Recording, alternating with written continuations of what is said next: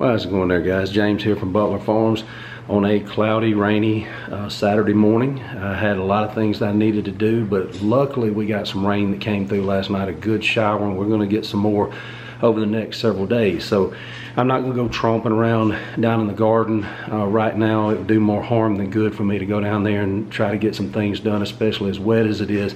It's cleared up now, but it's going to come back in later this afternoon.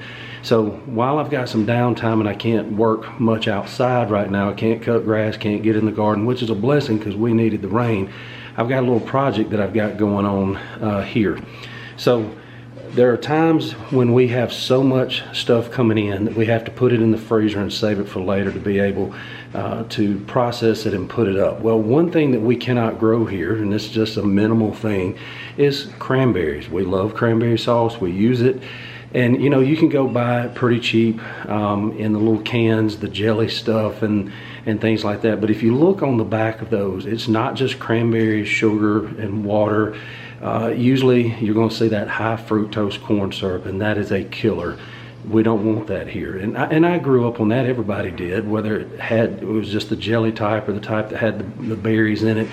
But last fall, around the holidays, I was able to get my hands at a local grocery store on some bags of organic cranberries, buy one, get one free, and so I loaded the freezers. And so that's what we're working on today, is homemade cranberry sauce. Now, I don't do a lot of canning videos. I'm going to be doing a lot more this year because, as y'all saw with the electric pressure canner that I have now, that expands what I can do greatly. Always hot water bath canned. I've pressure canned a couple of times, but I just don't like regular canners. I am too impatient to sit there and just stare at a canner and listen to it jiggle, and the electric one's going to cure all that. But this is a quick, easy thing that we can do today. And while everything is starting to come together, I thought I'd bring you along, and I'll do this in several different steps and show you kind of what I got going on here. So over here are my lids. Now there's a big debate, should you boil your lids? I do not. I only use quality lids. I use ball or 4-jar lids. I do not use these off-brand lids, okay? We'll get back to that in a minute. But they are in as hot of water as we can get out of the faucet. I mean, it's hot to the touch. That'll be plenty. They've been washed in hot soapy water.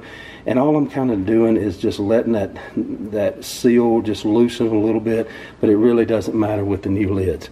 You can see I've got my rings here. Here's my jar lifter. There's my lid lifter. I probably won't need it at that point. There's my funnel. I could not find my stainless funnel. I try to do everything in stainless, but this is kind of a rush job, so I had to go with the plastic one. This is the little debubbler that comes in the kits. I've shown you this before, that helps you get your head space. Very handy. I'll debubble with that side and check my head space with that side.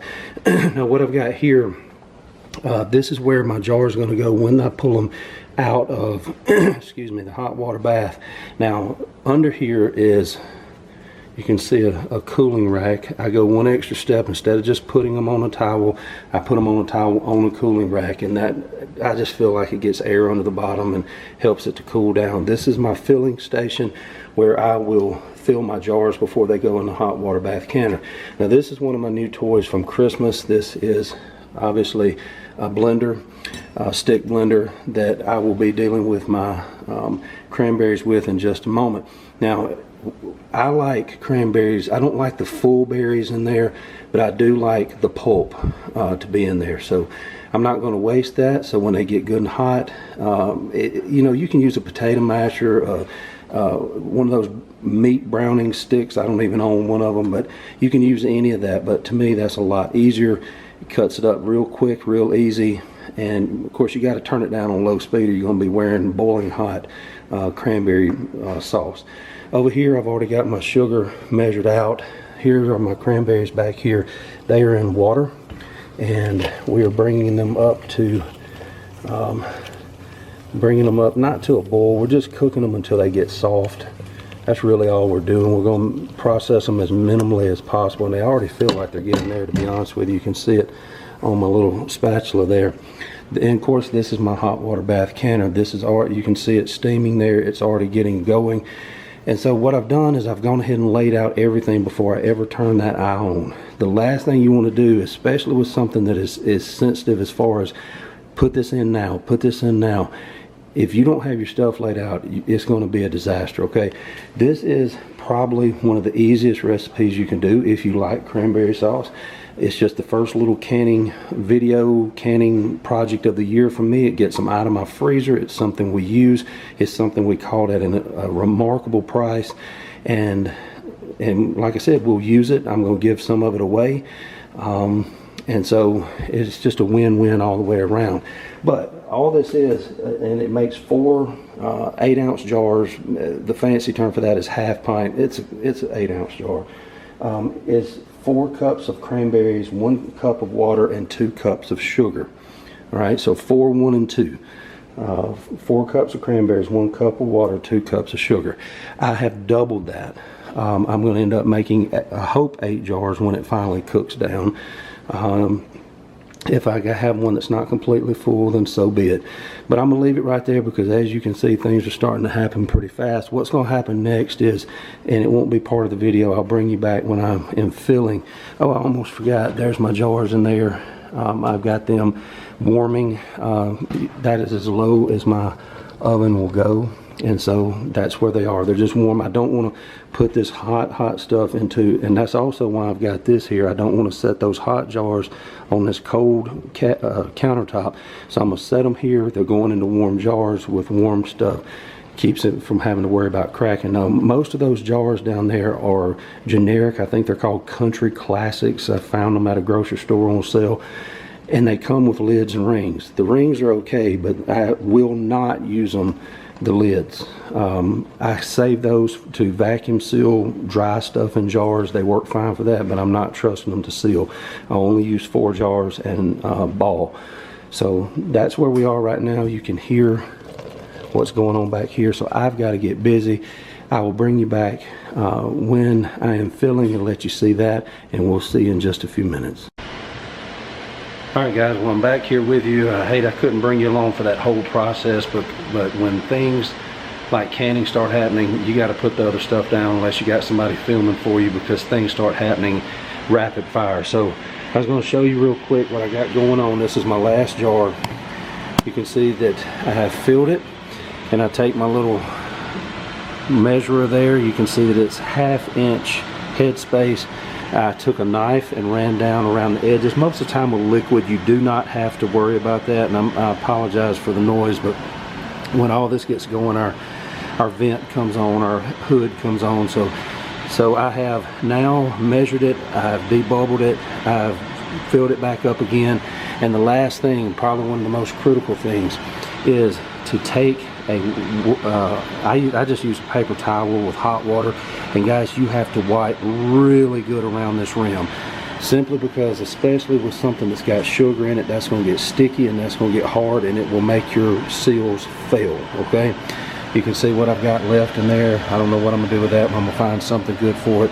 You can see that I've already got 7 of them in there, getting ready to set this one in there. Now, one thing that I did not tell you is after I mashed them up the way that I wanted to with my blender, and before I added the sugar, I put at least a good tablespoon of butter in there. Now, that's just an old trick, especially with stuff like jellies and things that's got a lot of liquid to it. If you don't want it to boil up and boil over, you can throw some butter in there with it. I never had any foam that came up on this the entire time because I threw that butter in right before I added my sugar. When I added my sugar, I brought it up to a boil, stirring the whole time so that it doesn't scorch on the bottom. And once it came up to a good hard boil, even with it steaming and burning my arm, I continued to stir for 3 minutes before I brought it off the eye and immediately started to fill these jars. So I'm going to get back off of here. I'm going to finish this one up, put it right there. Once it comes to a rolling boil, I'm going to give it 15 minutes, shut it off, let it sit for 5, and then I will move them and I'll bring you back at that time. Guys, I'm back here with you one final time. Like I said, with canning, you got to put it down and pay attention to what you're doing, but we are finally through.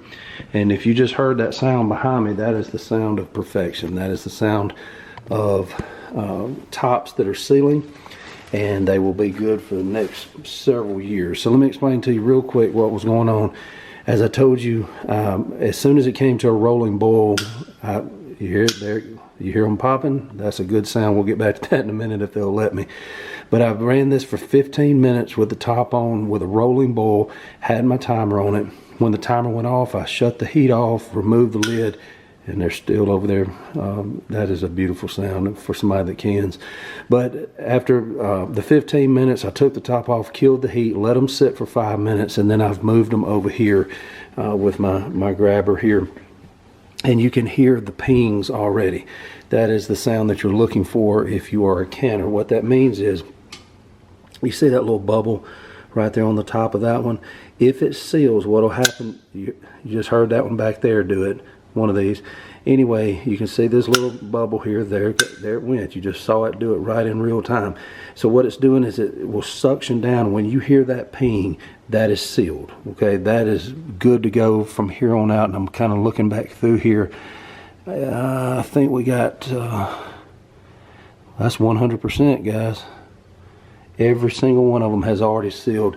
After I let it sit after the 15 minutes, I let them sit in the hot water with no heat on it for 5. These things have not been out of here for 2 minutes, I guess, maybe 3, and all 9 of them are already sealed. Now, I did tell you at the beginning that I was going for 8. I showed you what was left in that big pot, and I'm sitting there eating it with a spoon, thinking about, you know, this is pretty good stuff. And then I'm sitting there thinking, you big dummy, you've got other jars back here. And so we were actually able to scrape enough out of the big pan that we were cooking it in to get one more jar out of it. So instead of me sitting there eating it with a spoon, you know, sometimes I get kind of lost in it. I decided to do another jar, and that's what we did. Look how pretty that is, guys. Let me get down here where you can see it. Look at the color on that. And that may be the one that you can see how close it almost got to the top. So it was almost another whole full jar, but there they are. You can see the fruit in them. They'll be good to go. Now, one thing that we're going to do is we're not going to touch them at all. I know some people, there's different people to tell you different things. The rule is that once they've been brought out, even if you hear the pings, do not remove those bands for 24 hours. So I'm not going to. They're going to sit there and cool. Yeah, I could probably remove them sometime tonight, but I'm not going to. I'm just not going to press my luck on that. So what will happen is tomorrow afternoon, after we get home from church, I'll take the bands off and give them one good last check by pressing the top. I'm not going to press it right now, simply because they are scalding, boiling hot. And I'll remove the rings. I will go ahead and put them, label them at the top, what they are and the date. Very important. You say, well, I'll remember. No, you won't. When these things start piling up and you've got years worth back there, you will have no idea which one is the oldest or the newest. Somebody will go in there to get something, rearrange your stuff. You know, the stuff you had in the front that was the oldest, they move it around. It's a nightmare. Label your tops. Then what I'll do is I will wash these in some warm soapy water just to get that old sugar and stuff off the side that's hardened up, and then they'll be ready to put up and use whenever we want to. So guys, I'm gonna leave it right there. Just a little simple project that anybody can do. You don't need any special equipment, just something to boil some water in. You don't even need a pot like that. You can just do it with a few jars in a big pot that you have at your house, and whatever you find on sale like these that were buy one get one back around Thanksgiving, and they just been sitting in the freezer waiting to be used. So I'm gonna leave it there. Don't forget to like, subscribe, and share. Until next time, we love you. God bless you. This is James from Butler Farms, and we'll be seeing you.